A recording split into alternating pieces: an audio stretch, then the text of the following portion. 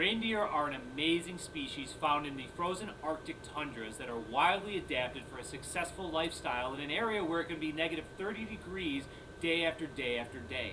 Looking at their body, you can work your way from the snout all the way to the back and down to the hooves and really identify the adaptations that make them such remarkable animals. The first thing is even looking at their noses. You'll see they have a huge snout with big nostrils, and what that actually allows is a lot of air to be brought into the body at one time, and all that space, that surface area of the snout, actually warms the air before it travels to their lungs. If they were huffing and puffing negative 30-degree air temperatures, they'd have a problem. So the adaptation in that snout is that it warms it up for them before it gets into the body.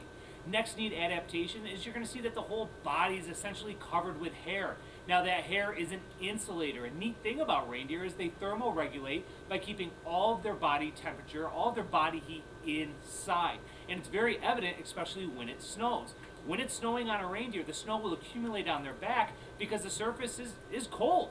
All the heat is under that fur, pulling that body temperature up and keeping them at a nice sustainable level. Another neat thing about their hair is that reindeer once in a while have to migrate, and they will migrate sometimes to find food if resources are scarce. So they may have to cross bodies of water.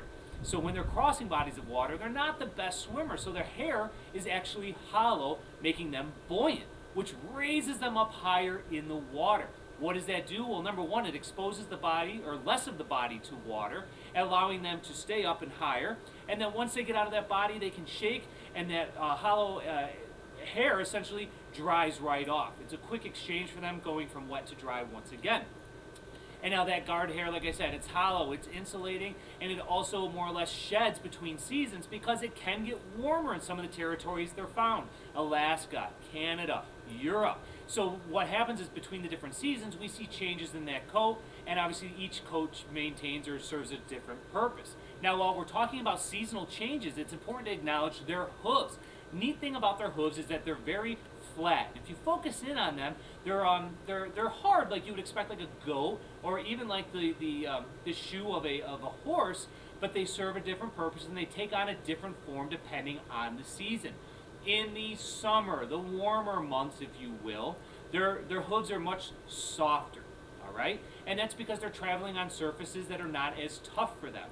And if you notice, actually, the hooves are very flat and spread out, large surface area, and that serves more purpose in the winter months. So as we seasonally change, we're going to now harden the hoof.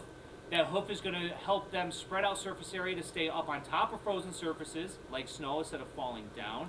And the neat thing about the hardening of that hoof is it's no longer about walking soft and padded on a soft surface. It's about breaking through frozen water sources. That hoof, when flattening out and becoming hard, is like a shovel head, and they can actually break through frozen streams and creeks and water to get to the resource that they need.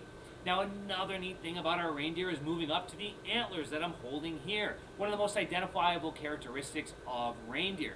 First neat fact is that reindeer, both male and female deer of reindeer, have the antlers, which is unique to many of the other cervid or deer species that we know about, like the white-tailed deer here in America, or in New York specifically. Only our bucks have the antlers. Reindeer, it's both males and females. Now what happens is each spring they start to grow their antlers, and they're a very small nub, okay? And it's covered in a beautiful soft brown velvet. And throughout the spring and the summer and even into the fall, these antlers take on a massive size. They're a living part of the body. They are vascular. That means there's blood flowing through them.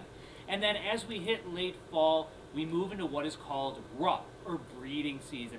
And at that time, what we find is the velvet, that nice brown velvet I talked about, starts to shed off.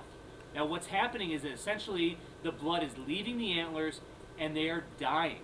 They're losing that vascular characteristic. That means that that velvet no longer has life to sustain it. It peels off. Those antlers, now being essentially dead to the body, become extremely hard and durable and strong.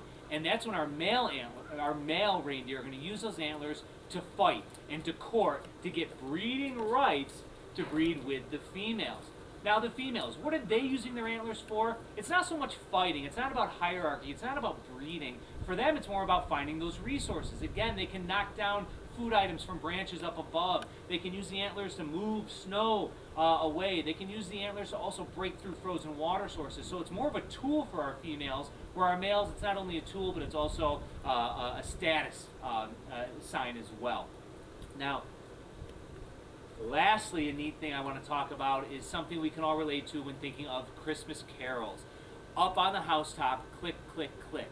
A neat thing about reindeer is that when they walk, they truly produce that clicking sound. What that is, it's actually a ligament. We might hear it. Oh. It's a ligament that moves back and forth with the hoof and produces an audible clicking sound. So when we hear that song, Up on the Housetop, click, click, click, it truly is reindeer, and soon enough comes St. Nick.